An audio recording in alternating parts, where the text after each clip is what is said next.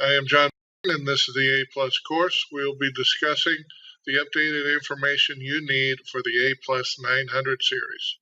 This course will be reviewing the changes COMPTIA has made when upgrading the A+ exam from the 220-801 and 802 to the 220-901 and 902 exams. First couple of things we've got here are course references that you might want to check out. First one you see is the exam objectives for the COMPTIA 220-901 exam. That's the hardware exam. The second link you see is the exam objectives for the 902, covering operating systems. And the third one is a National Institute of Standards and Technology special publication covering the cloud, giving you definitions that you need to know and concepts that you need to understand. The 801 exam had the following domains and percentages as a breakdown of the topics that they covered. PC hardware was 40%, network 27%, laptops and printers 11% each, and operational procedures also 11%. The 901 is covering very much the same type of material. They're just weighted differently and distributed in the exam differently. First thing I want to point out is the 901 has a hardware section, not a PC hardware section. This is recognizing that there's been changes in the industry lately, and hardware has moved away from the PC and moved on to tablets, phones, handheld scanners, that sort of thing. Networking takes 21%, mobile devices 17%. Mobile devices are encompassing the tablets, the laptops, the smartphones, of course. And then hardware and network troubleshooting, 28%. You don't see a listing there for operational procedures. They are going to be, questions about that are going to be spread throughout the exam. Same thing with printers. Printers will still be a part of the exam. They're just not a domain. The 802 had the following domains and percentages. Operating systems was 33%, security 22%, mobile devices 9%, troubleshooting was 36%. The 902 has the following: Windows operating systems 29%, other operating systems and technologies 12%. You're starting to get tested on Linux, command line tools, that sort of thing. Security is 24%, so is software troubleshooting, and operational procedures 13%. So to give you a quick overview of the changes, you just saw the change in focus of the domains and how they're weighting them a little bit differently. PC hardware has been changed to hardware. This is in recognition that certain peripherals are no longer necessarily tied to the PC and can stand without the PC acting as a permanent host. Laptops, phones, tablets are all squished together in mobile devices. Printers will be included in the hardware section, and also expect to see them in the troubleshooting section as well. One of the first topics that has changes going from the 801 to the 901 is the configure and apply BIOS settings. The test is now including UEFI, Unified Extensible Firmware Interface. It's a replacement or upgrade for the BIOS, the basic input-output system. They both do essentially the same thing. They are a collection, an organized collection of drivers that you can use, hardware drivers that you can use to configure and customize your laptops, desktops, and servers. You can go in there, turn off access to USB ports. You can go in and on some installations, you can go in and configure RAID, that sort of thing. So the new name for the same concept.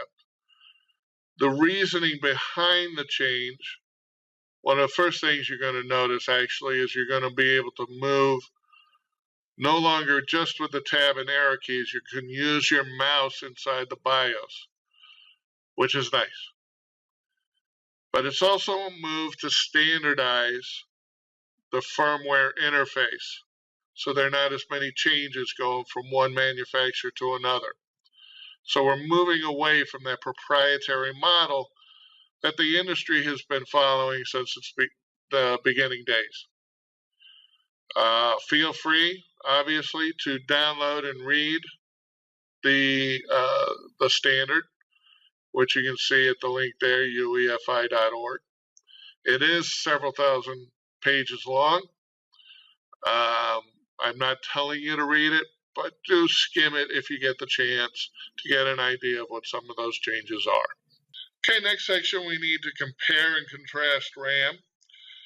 In the 901, there isn't anything particularly new to the section. I do want to go over a trick, though, that I teach my students to help memorize speed and module names. One of the things you'll need to know, or you can be tested on, is speeds that each generation of DDR RAM come in, and also that module name. You see for DDR, there's PC 1600, PC 2100, 2700, and PC 3200. You know, some people sit down in front of a table or break out the flashcards, memorize things. What I want to teach you is the pattern that the memory industry is following to name things. So what I tell my students is memorize the first generation of the DDR speeds: 200, 267, 334, and 400. And that's it. That's the only thing I want you memorizing. Each generation after that, and if you're looking at the graph, you're seeing this, doubles the previous generation in speeds. These are measured in megahertz. DDR2, 200 goes to 400. 267 goes to 533. Then we get 667 and 800. DDR3 doubles those speeds. So we go to 800 megahertz, 1066 megahertz, 1333, and 1600. These are, of course, non-overclocked speeds. You're not going to get asked questions on what the speeds would be if you were overclocking it. I wanted to point that out, though. When you come over to the module name, you're taking the speed for the DDR. So we're going to start with 200. You're going to multiply it by 8. If you get a number that it doesn't end evenly on the hundreds, you're going to have to round up or round down. So 200 multiplied by 8 is 1600. That's the module name for a DDR that has a maximum speed of 200 megahertz, PC 1600. 267, you multiply that by 8, and then round down, you get PC 2100. 334, do the same thing, PC 2700, only now you're rounding, I think you were rounding up to get to 2700. And then 8 times 400 is 3200, and you can see under the module name, PC 3200 is the name associated with 400 megahertz. The PC prefix has a number following it that follows the generation of DDR that we're talking about. So DDR2, the module name, will be prefixed with PC2. DDR3 will be prefixed with PC3, and then you just multiply 8 and do the rounding thing, and you'll get the numbers. So the only numbers you really need to memorize are those speeds for the DDR. That's it. I tell my students when they give you a laminated piece of paper, before you take your COMPTIA test, before you take any test, you take it and you write down 200, 266, 267 rather, 334, and 400. And then from that, if they ask you questions on that topic, you can just double everything from there. So knowing this trick, without referring to the previous slide, can you figure out what the transfer speeds and the module names for the next generation of DDR memory will be? I'll give you a hint. It's DDR4. Keep that trick in mind when you're tackling other technologies, other transfer technologies like PCIe and SATA. When you look at how their speeds change from generation to generation, you should see the same pattern.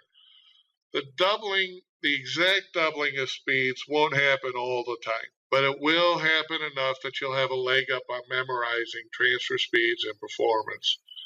And like I said, it's a legitimate topic for the exam. They're going to ask some of you what a module name will be for a particular generation. Expect it, and now you have a tool to help you memorize it.